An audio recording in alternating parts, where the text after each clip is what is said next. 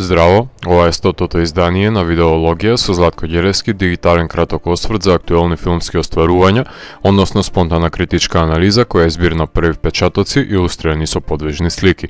На денешниот репертоар е Диего Марадона на Асиф Кападија, во кој станува збор за аргентинскиот фудбалер Диего Армандо Марадона, опатен во периодот на трансферот од Барселона во Наполи во 80-тите години на минатиот век, архивиран на 500 часа снимен материјал, од кој голем дел досега не бил прикажен.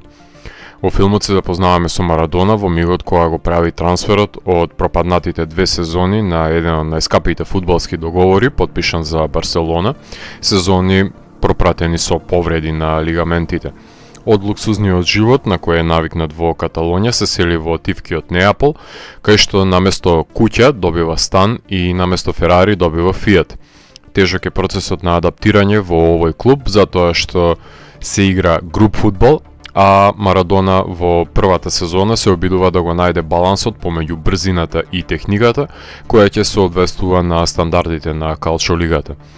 Овој нов почеток во мирното италијанско градче ќе се разбранува кога Марадона ќе го најде својот глас и од клубот што се бори за опстанок во лигата изгради европски шампион. Во 1984 година најсиромашниот клуб во Италија го купува најскапиот фудбалер во светот. Пречекан е од полн стадион и надпревар по надпревар Диего се повеќе се доближува до илузијата на Марадона која што ја имаат изградено фановите во улога на нивниот спасител. Претходно Наполи има освоено само 2 купа во својата историја и ниту едно скудето. По доаѓањето на отпадникот во отпадничкиот клуб, работите драстично се менуваат, особено по првата победа против Јувентус.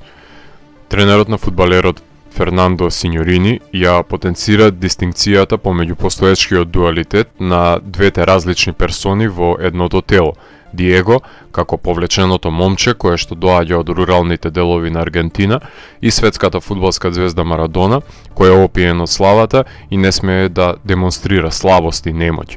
Оваа бивалентна поделба потенцира дека екзистентна е дихотомијата на ангелот и ѓаволот кои се присутни во телото на Диего и во дадени инстанци го преземаат кормилото и ја доведуваат контрадикторната личност до успех или пораз.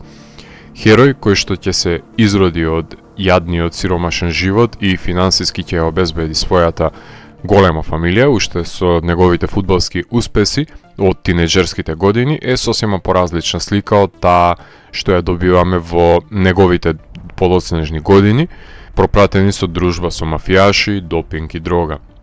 Диего ги пребродува расистичките обвинувања и навреди и се издигнува над сите провокации, но откако ќе ги освои сите можни трофеи, потпаѓа под прангиите на славата и икар се гори од доближувањето до сонцето.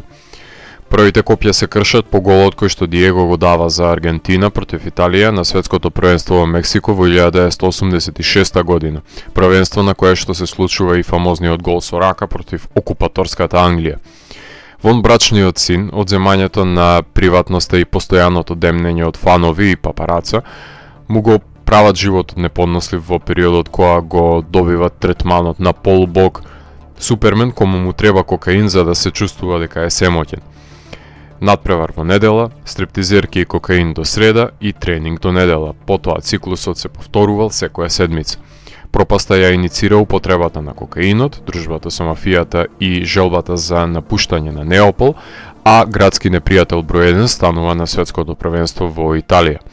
Победоносните голови од крајот на мечевите, како и исчекувањето на пеналите, си имаат своја доза на катарза, која што режисерот знае да ја вметне за да го акцентира делото. Предвесник на крајот се немите погледи од божичната прослава во Неапол и финишира со солзите на интервјуто на ТВ емисијата. Митот ќе надживее оваа личност, меѓутоа режисерот прави една паралела помеѓу славните денови на Диего и Марадона од денешницата, за да се потенцира дискрепанцата меѓу овие два различни ликови. На тој начин и филмот преминува од целината за непознатиот спортист кој што трага по славата во гангстерски распад на угледот и девалвирање на достигнувањата. Протагонистот кој медиумите го мутираа во антагонист. Марадона пред да стапне во Неапол потенцира дека трага по мир и респект, меѓутоа, дали на крај, покрај славата ги добива, е дискутабилно. Меѓутоа, големината на филмот е тоа што може да го гледаат не само љубители на фудбалот, туку и тие кои што воопшто не ги интересира фудбал, но сакаат да согледаат подем и пад на еден аутсайдер на системот. Архивскиот материјал кој што е откупен од неснимениот филм за Марадона од 80-тите години од тајниот камерман, употребен е во делото на Кападија, кое што се состои од домашни снимки со фамилијата, фотографии и црно-бели снимки од трошниот живот на семејството во селото Фиорито, фудбалски надпревари, интервјуа со фудбалерот и неговите колеги и спортски експерти, снимки од приватни забави и соблекувални, пресконференции во кои се бркаат новинари поради игнорантски изјави, снимки од преслушувани повици, масовна хистерија во пречекот на аеродроми, тениски надпревари со тогашната девојка Клаудија, различните ескапади на танцовиот подиум и обкружувањето со убавите жени, кои секогаш биле слабост на Диего. Симпатични се интервјуата кои самиот Марадона ги прави во пресоблекувалната по освојувањето на италијанската титула. Вклучени се и изјави не само од неговите колеги, туку и од браќата и сестрите на Диего, затоа што понекогаш херојот не е за верување во неговите изјави. Избегнат е принципот на класичниот talking head документарец со надсинхронизација на изјавите, кои ја збогатуваат нарацијата со контекстуализација. Јас лично би гледал и подолг филм од овие 130 минути, кои би ги вклучували настаните од Барселона и од денешницата, вклучувајќи ги сите негови вонбрачни деца од Куба. Неговиот живот е измислен за филм и пребогат со баханалии за да биде опфатен во само едно дело и затоа сметам дека Кападија требало уште повеќе да копа низ архивите и подетално да ги разработи проблематиката на неприфаќањето на етничка база и ривалитетот помеѓу италијанците и аргентинците, иако промената на третманот во Неапол станува евидентна. Музиката на композиторот на City of God, Антонио Пинто, прави временско навраќање во 80-тите со препознатливиот синтесайзер и инструментални new wave и ретро wave звуци, а тегобните сцени се пропратени со елегични композиции на акустична гитара, пијано и виолини. Долгогодишниот соработник на Кападија, монтажерот Крис Кинг, веќе обезбеди позиција на монтажер во новиот филм за клубот кој што го има напуштено Марадона Барса. Селекцијата на архивскиот материјал е јасно сосредоточена и се доближува до играната форма на подигнување на локалниот херој и неговата пропаст. Филмот сам по себе има незапирлив ритам и е препон со валидни информации кои го задржува вниманието на гледачот од почетокот до крај, вешто сошиен со целина од низа на ВХС снимки. Ова не е првиот документарен филм на Кападија, кој што силно се потпира на архивски снимки и аудио интервјуа, кои што се надсинхронизирани над нив, за да го зацврста саганиот наратив, кој се цели да се постигне со делото. Во 2010 година го сними документарниот филм за возачот на Формула 1 Ајртон Сена, а во 2016 година наградуваниот Оскаровец за пејачката Еми Вајнхаус. Преобразувајќи собствен и препознатлив стил на документирање, кој што силно се потпира на домашни и необјавени снимки, продира во интимата на ликовите, што е меч со две острици, затоа што колку и да се препознатливи белези на неговата кинематографија, со преупотребата знаат да се претворат во репетитивен калап. Во тие филмови се обидува да острани слојот славните личности и ги прикаже нивните интими, хуманизирајќи ги и доближувајќи ги карактерите на хероите пред да бидат заведени од славата. Меѓутоа, Асиф умее да се изрази во играната форма, а за тоа сведочат неговите периодични филмови за силни индивидуи од The Warrior до Али и Нино и назад.